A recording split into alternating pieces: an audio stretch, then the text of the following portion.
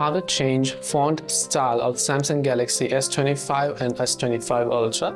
Hey everybody, welcome to our channel. Today we're going to learn how we can basically go ahead and change the font style of Samsung Galaxy S25 series.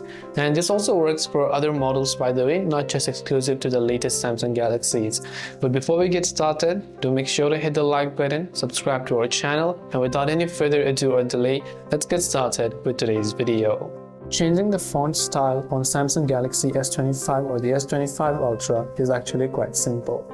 Now for this, all you have to do is go ahead and then first of all, make sure to launch the settings application.